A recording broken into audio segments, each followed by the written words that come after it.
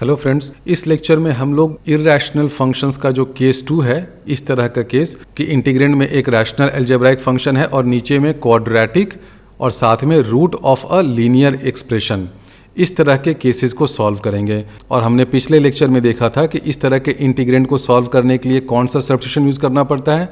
ये जो लीनियर है उसको आप टी स्क्वायर मान लीजिए। टी स्क्वायर क्यों मान रहे हैं? क्योंकि टी स्क्वायर मानिएगा तो ये वाला जो रूट है ये ख़त्म हो जाएगा। तो इस केस पे बेस्ड ये वाला प्रॉब्लम सॉल्व करते हैं। आप वीडियो को यहाँ पर पॉज कर दीजिए, खुद से इस क्वेश्चन को ट्राई करिए। बहुत ही सिंपल है, आपको सिर्फ ये सब्स्टिट्यूशन लगाना है, क्वेश्चन सॉल्व हो जाएगा।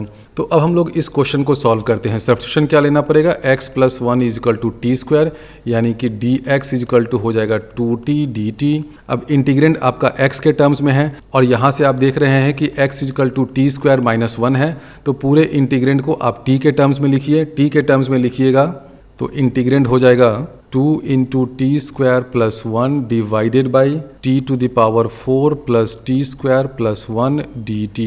आप ये सब सिंप्लीफिकेशन कर लीजिएगा, x को t के टर्म्स में लिखिएगा तो फाइनली आप यहाँ पहुँच जाइएगा। यहाँ से यहाँ ना सिंपल अलजेब्रा है और कुछ नहीं है। अब इसको कैसे सॉल्व किया जाए, ये तो हम लोगों ने रैशनल इंटीग्रेंड वाले केस में काफ़ी डिटेल में समझा था कि ये सब तो स्पेशल फंक्शन होता है ना। इसको कैसे सॉल्व करेंगे? आप न्यूमरेटर और डिनोमिनेटर को t² से डिवाइड करिए तो हो जाएगा 1 + 1/t²। नीचे में आ जाएगा t² + 1/t² + 1। तो डिनोमिनेटर को हम लोग ऐसे लिख सकते हैं t - 1/t² + √3²। और अगर आप t - 1/t को u मानते हैं तो ऊपर में जो महाशय हैं वो du हो जाएंगे। तो डिनोमिनेटर को हम लोग ऐसे लिख दें t - 1/t² + √3² और ये dt तो है ही, तो इसको सिंप्लीफाई करिएगा तो हो जाएगा ये 2 du डिवाइडेड बाई u² + √3²। इसका इंटीग्रल क्या हो जाएगा? ये हो जाएगा 2/√3 tan इनवर्स t - 1/t, क्योंकि ये tan इनवर्स u/√3 है, u है t - 1/t, तो t - 1/t divided by √3 answer हो गया।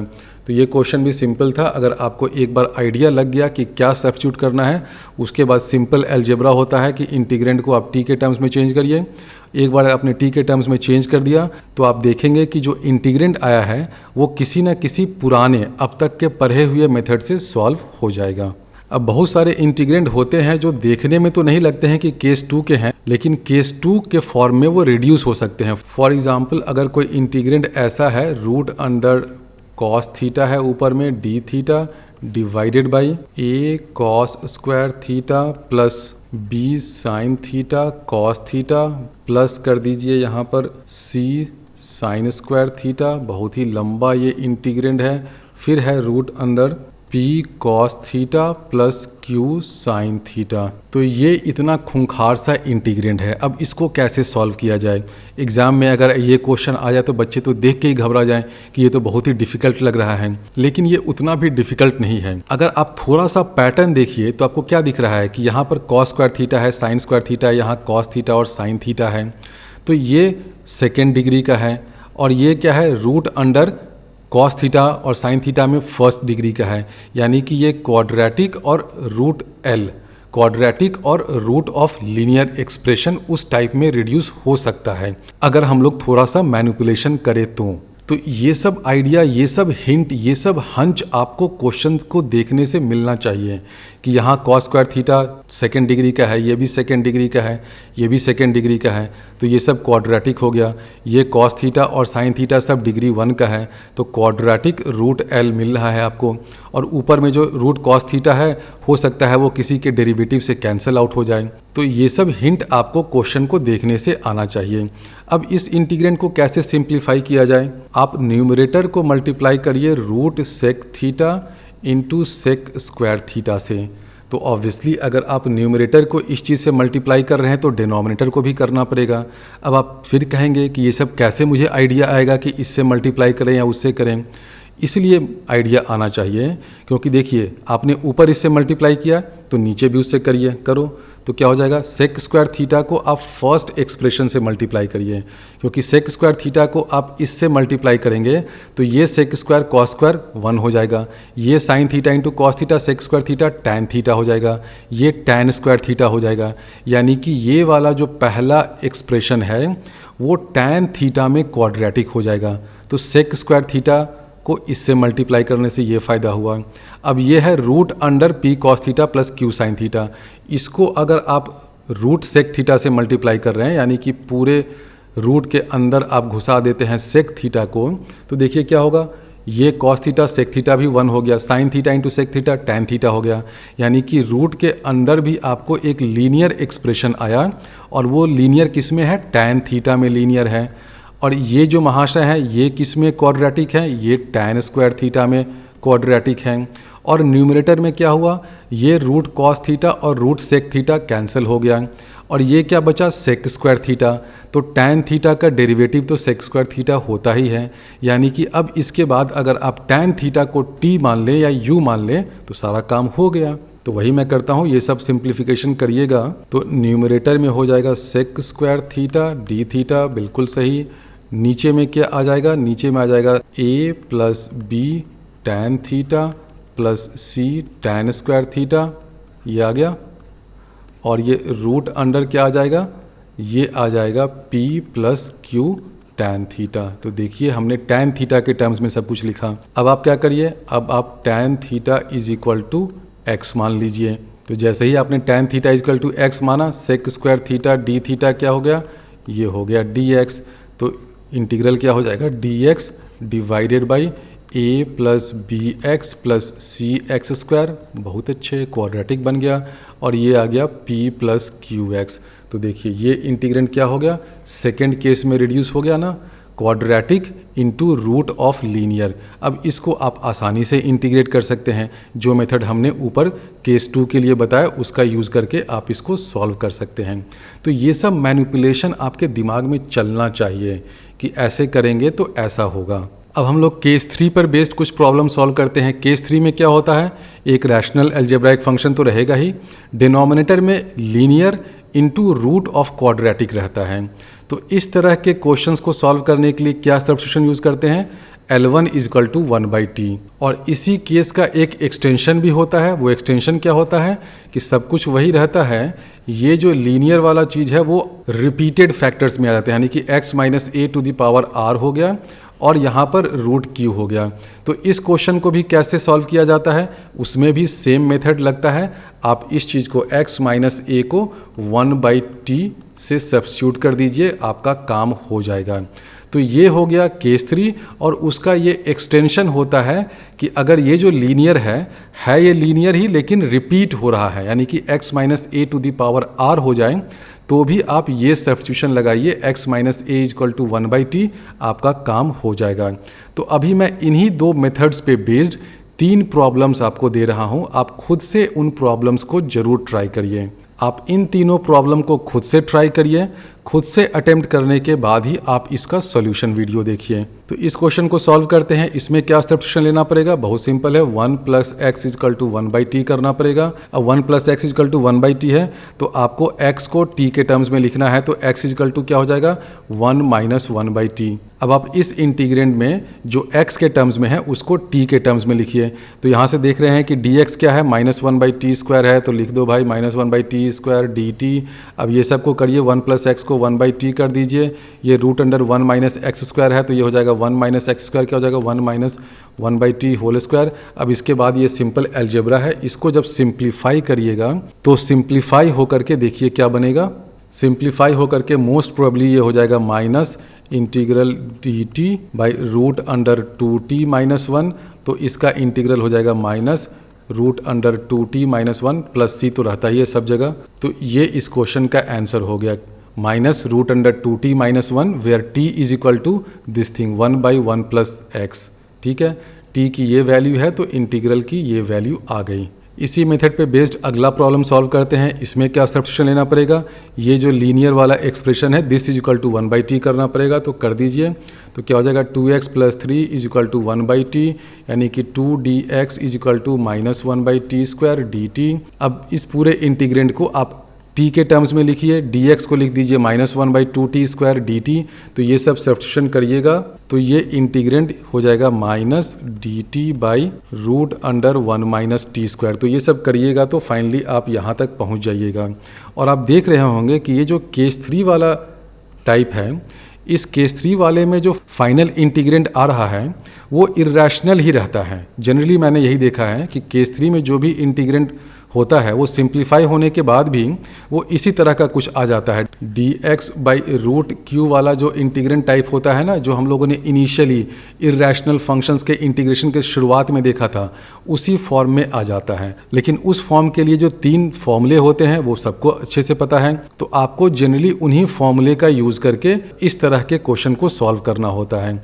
तो केस 3 वाले केस में आप जनरली देखिएगा कि ये सब सब्स्टिट्यूशन करने के बाद भी फाइनली इंटीग्रेंड जो है वो इसी तरह का इर्रेशनल फॉर्म में रहता है, लेकिन वो बहुत ही सुंदर सा सिंपल इंटीग्रेंड के फॉर्म में होता है जिसका स्टैंडर्ड फॉर्मूला होता है और हर किसी को पता होता है। जैसे कि देखिए ये वाला इंटीग्रेंड भी चेंज होते होते यहाँ पहुँच गया, तो इसका क्या फॉर्मूला होता है इसका सभी को पता है। ये हो जाएगा -sin inverse t where t = 1/2x + 3। तो आंसर हो जाएगा -sin इनवर्स 1/2x + 3। अब ये जो इंटीग्रेंड है वो केस 3 का एक्सटेंशन है। केस 3 में जनरली क्या होता है, यहाँ तो लीनियर रहता है, लीनियर इंटू √q।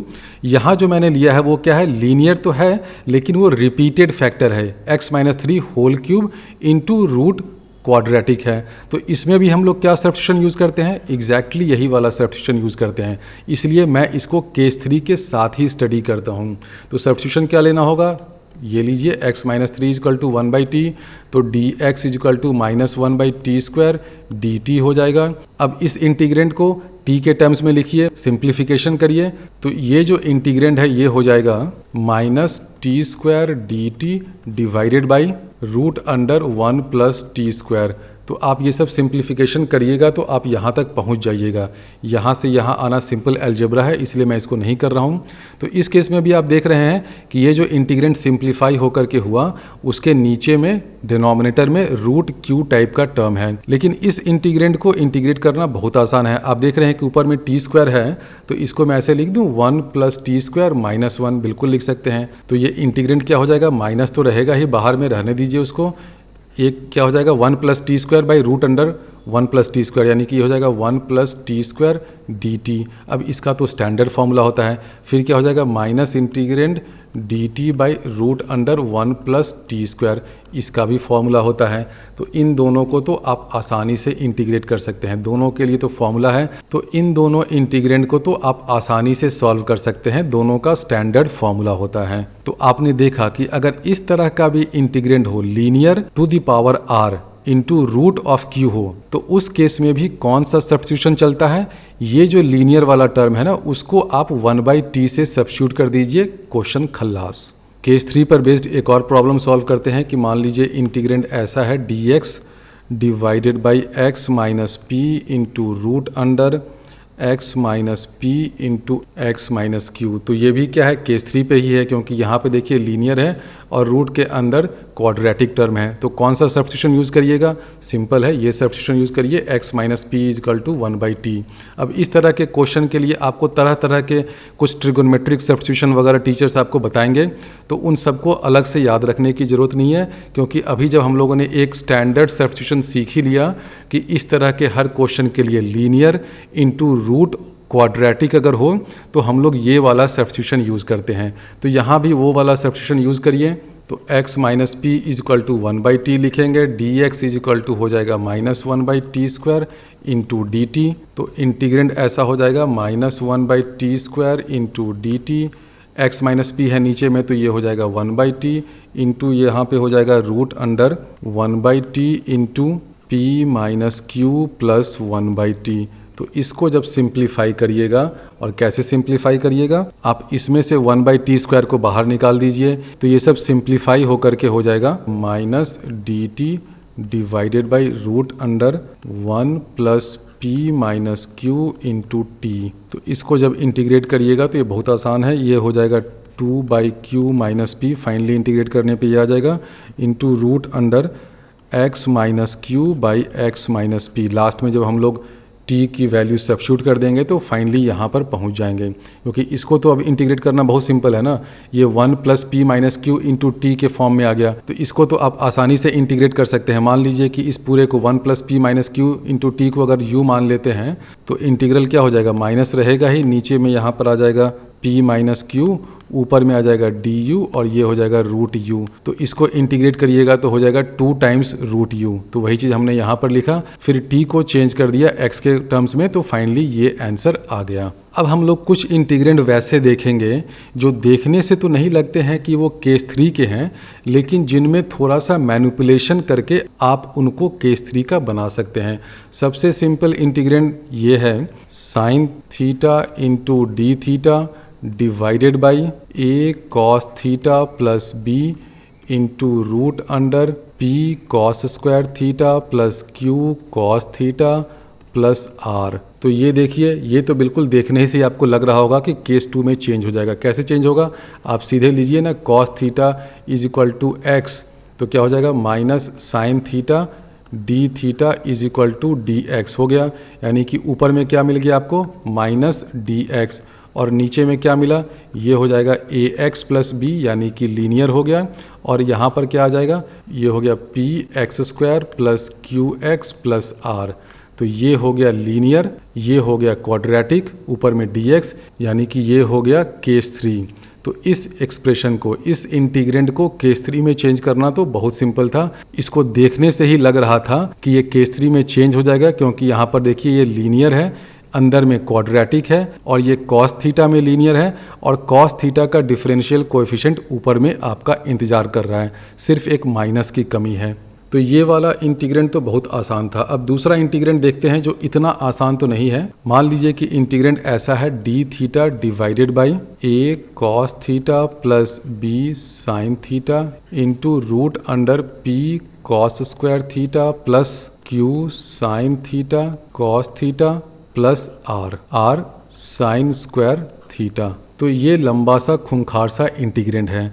तो क्या हम लोग इस चीज़ को इस फॉर्म में चेंज कर सकते हैं? इसको भी आप चेंज कर सकते हैं।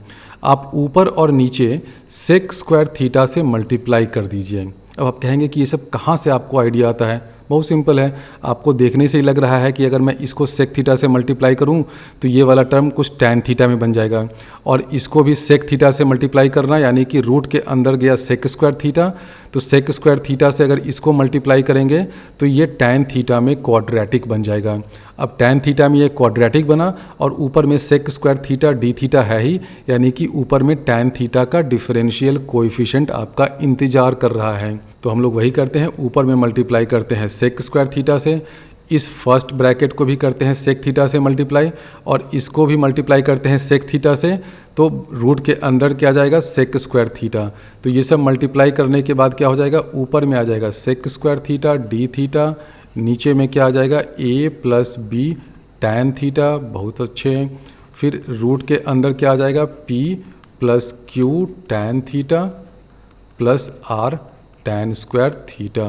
तो अब देखिए कितना सिंपल हो गया। अब अगर आप टैन थीटा = x सब्स्टिट्यूट कर दें, अब ये इंटीग्रल क्या हो जाएगा, dx divided by a plus B X into root under क्या हो जाएगा p plus Q X plus R X square, यानी कि ये कौन से फॉर्म में हो गया, ये हो गया लीनियर, ये हो गया क्वाड्रेटिक, यानी कि ये हो गया केस 3 में। इसको सॉल्व करने के लिए आपको क्या करना पड़ेगा, ये जो a प्लस बी एक्स है इसको 1/t मान लेना पड़ेगा, आपका काम हो जाएगा। तो ये सब तरीके होते हैं कि इस तरह के इंटीग्रेंड को हम लोग उस फॉर्म में कैसे रिड्यूस करें जिस फॉर्म में मेरा काम बन जाएगा। केस 3 में रिड्यूस होने वाला एक और इंटीग्रेंड देखिए, अगर ऐसा है dx/x into ax⁴n plus bx⁻n into root under px⁴2n plus q plus r x⁻−2n। तो ये तो सही में डिफ़िकल्ट लग रहा है इंटीग्रेंड। अब क्या इस इंटीग्रेंड को हम लोग इस फॉर्म में रिड्यूस कर सकते हैं? बिल्कुल रिड्यूस कर सकते हैं। आप न्यूमरेटर और डिनोमिनेटर को x⁻2n से मल्टीप्लाई करिए, ठीक है। x to the power 2n से मल्टीप्लाई करने का मतलब ये है कि आप इस फर्स्ट ब्रैकेट को x to the power n से मल्टीप्लाई करिए और सेकेंड को भी x to the power n से मल्टीप्लाई करिए। सेकेंड में रूट है तो वो रूट के अंदर जब वो x to the power n जाएगा तो x to the power 2n बन जाएगा। तो x to the power 2n से जब ये अंदर वाला चीज़ मल्टीप्लाई होगा तो क्या हो जाएगा, x to the power 4n plus q into x to the power 2n और ये r हो जाएगा। तो वो सब मैनिपुलेशन आप करिए तो देखिए क्या होता है। ऊपर में हमने x to the power 2n से मल्टीप्लाई किया, इसको भी किया x to the power n से, और इसको रूट के अंदर क्या हो जाएगा, x to the power 2n हो जाएगा। तो इसको सिंप्लीफाई करेंगे तो क्या होगा, ये x और यहाँ पर है x to the power 2n, तो x ऊपर से कैंसिल होगा तो ऊपर में बचेगा x to the power 2n minus 1 dx। बहुत अच्छे। नीचे में क्या हो जाएगा, a x to the power 2n plus b, क्योंकि देखिए x to the power n से आप मल्टीप्लाई कर रहे हैं तो ये वाला चीज़ तो सिर्फ b रहेगा, ये हो जाएगा a x to the power 2n। अब रूट के अंदर क्या आ जाएगा, p x to the power 4n plus q x to the power 2n plus r आएगा। ये ठीक है। अब आप सब्स्टिट्यूट करिए x to the power 2n is equal to y, तो क्या हो जाएगा 2n into x to the power 2n minus 1 dx, this is equal to dy। तो अब आपको लग रहा होगा कि ये जो डिनोमिनेटर में एक्सप्रेशन है ये x to the power 2n में क्या है, ये लीनियर है और ये क्वाड्रेटिक है। तो हम लोग अगर x to the power 2n को y मान लें तो यहाँ पर देखिए ये तो dy के टर्म्स में आ जाएगा, सिर्फ 2n का फैक्टर है उससे डिवाइड करना है, तो ऊपर में आ जाएगा dy। ये वाला चीज़ है लीनियर इन y और ये वाला चीज़ है root under quadratic in y। तो ये इंटीग्रेंड भी इस केस 3 में रिड्यूस हो गया। मैं आगे भी थोड़ा सा कर देता हूँ। तो इंटीग्रेंड क्या हो जाएगा, 1/2n को बाहर निकालो, ऊपर में आ गया dy, यहाँ आ जाएगा ay plus b into root under हो जाएगा py²। वाई स्क्वायर क्यों हुआ, क्योंकि हमने एज्यूम किया है कि x to the power 2n y है, तो x to the power 4n क्या होगा, y², तो py² plus qy plus r। तो देखिए ये वाला कौन सा फॉर्म हो गया, ये हो गया लीनियर, ये हो गया क्वाड्रेटिक, किसमें, y के टर्म्स में। तो ये कौन सा केस हो गया, ये हो गया केस 3। तो इसको भी अब आप आसानी से इंटीग्रेट कर सकते हैं। तो ये जो इंटीग्रेंड था देखने में जितना खूंखार लग रहा था उसको हमने मैनिपुलेट करके केस 3 में रिड्यूस कर दिया। तो ये सब कॉन्सेप्चुअल चीज़ें होती हैं जो बच्चे जेई एडवांस की तैयारी कर रहे हैं और जेई एडवांस में भी टॉप 500 रैंक्स के लिए एस्पायर कर रहे हैं, वही लोग इस चीज़ को देखें। थोड़ा सा कॉम्प्लिकेटेड लगता है लेकिन उतना कॉम्प्लिकेटेड है नहीं, और ये सब चीज़ें आपके माइंड को थोड़ा सा शार्प करती हैं। हो सकता है कि इससे मिलता जुलता कुछ इंटीग्रेंड आपको एग्जाम में आ जाए, जेई एडवांस में आ जाए, तो वहाँ भी आपको ये सब देखने से आइडिया मिल जाएगा कि अच्छा मैं न्यूमरेटर को इससे, डिनोमिनेटर को इससे मल्टीप्लाई करूँ तो सिंप्लीफाई हो करके इंटीग्रेंड ऐसा बन रहा है। तो ये सब बहुत ही अच्छे कॉन्सेप्चुअल चीज़ें हैं, आपको समझ में आनी चाहिए।